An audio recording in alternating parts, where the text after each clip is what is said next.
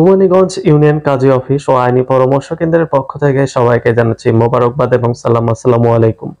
আজকে একটু ভিন্ন টপিকে কথা বলবো। আজকের বিষয়টি হচ্ছে একজন হিন্দু মেয়ে যদি একজন মুসলিম ছেলেকে বিবাহ করতে চায় তাহলে তাকে কি কি ধর্মীয় বিষয় এবং আইনগত বিষয় ফলো করে বিবাহ করতে হয় সেটি নিয়ে কথা বলবো। যেহেতু আমাদের বাংলাদেশ মুসলিম অধ্যুষিত দেশ হলেও এখানে অনেক পরিমাণ কিন্তু হিন্দু সম্প্রদায়ের লোকেরা বসবাস করে, যার দরুন এই দেশে অনেক ক্ষেত্রে দেখা যায় হিন্দু এবং মুসলিমের ছেলে মেয়ের মধ্যে বিবাহ বহির্ভূত সম্পর্ক গড়ে ওঠা, প্রেমের সম্পর্ক গড়ে ওঠে এবং সেখান থেকে হয়তোবা তারা একটা সিদ্ধান্ত আসে, তারা ধর্ম ত্যাগ করে বিবাহ বন্ধনে আবদ্ধ হয়। তো এই ক্ষেত্রে যে প্রক্রিয়াটা অনুসরণ করতে হয়, একজন হিন্দু মেয়ে যদি একজন মুসলিম ছেলেকে বিবাহ করতে চায় সেক্ষেত্রে প্রথমেই তাকে কিন্তু প্রাপ্তবয়স্ক হতে হবে, অর্থাৎ তাকে 18 বছর বয়স হতে হবে এবং তাকে একজন ইসলামিক আলেম যিনি আছেন সে আলেমের কাছে গিয়ে হিন্দু থেকে মুসলিম ধর্ম যে রীতিনীতি অনুযায়ী কবুল করানো হয় সেভাবে তাকে কিন্তু হিন্দু থেকে মুসলিম হতে হবে। আমি একটা ভিডিও এখানে দিচ্ছি, আপনারা কিছুটা হলেও এখান থেকে আঁচ করতে পারবেন এটা কিভাবে হয়। আমি স্বেচ্ছায় বিশ্ব জগতের রবের প্রতি ইসলাম গ্রহণ করলাম। আশহাদু আল্লা ইলাহা ইল্লাল্লাহু ওয়া আশহাদু আন্না মুহাম্মাদান আবদুহু ওয়া রাসূলুহু। আশহাদু আল্লা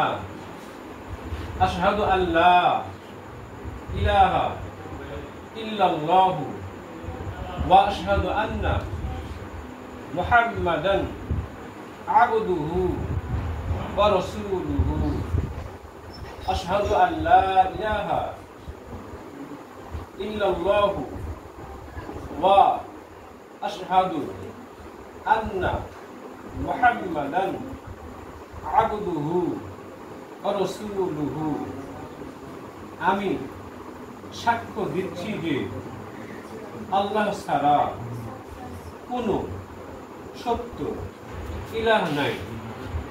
আমি আরো সাক্ষ্য দিচ্ছি যে মুহাম্মদ সাল্লাল্লাহু আলাইহি ওয়াসাল্লাম আল্লাহর বান্দা এবং রাসূল।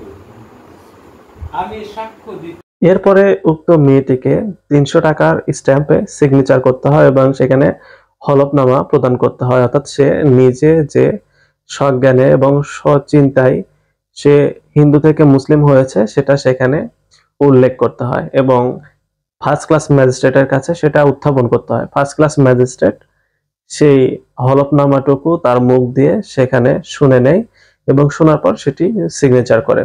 এর মাধ্যমে উক্ত মেয়ে হিন্দু থেকে যে মুসলিম হলো সেটির আইনগত যে বিষয় অর্থাৎ এফিডেভিটটা সম্পন্ন হয়। অনেকে আবার কোর্টে গিয়ে নোটারি পাবলিকের মাধ্যমে এটাও করে, এটাও গ্রহণযোগ্য, তবে সেটা ফার্স্ট ক্লাস ম্যাজিস্ট্রেটের কাছে করলে বেশি গ্রহণযোগ্য হিসেবে আইনে বিবেচিত হয়ে থাকে। এরপরে যেহেতু মেয়েটা হিন্দু থেকে মুসলিম হয়ে গেল, এরপরে যে মুসলিম রীতিনীতি আছে সে মুসলিম রীতিনীতি মেইনটেইন করে, অর্থাৎ স্বাভাবিকভাবে মুসলিমরা নিজেদের মধ্যে যেভাবে বিবাহ বন্ধনে আবদ্ধ হয় ঠিক সেইভাবে তাকে বিবাহ বন্ধনে আবদ্ধ হতে হয় এবং মুসলিমদের জন্য যে রেজিস্ট্রেশন আইন আছে সেই রেজিস্ট্রেশন আইন অনুযায়ী তাদেরকে রেজিস্ট্রেশনটি করতে হয়।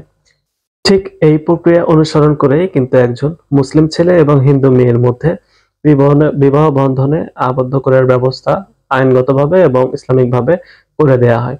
আশা করি আপনারা বিষয়টি বুঝতে পেরেছেন। তারপরে এটা নিয়ে কোনো কনফিউশন থাকলে আপনারা চাইলে আমার সাথে হটলাইন নম্বরে যোগাযোগ করতে পারেন। পরবর্তীতে অন্য কোনো ভিডিও নিয়ে অন্য কোনো টপিক নিয়ে আবার কথা হবে। সে পর্যন্ত ভালো থাকবেন, সুস্থ থাকবেন এবং আমার জন্য দোয়া করবেন। আসসালামু আলাইকুম ওয়া রাহমাতুল্লাহি ওয়া বারাকাতুহু।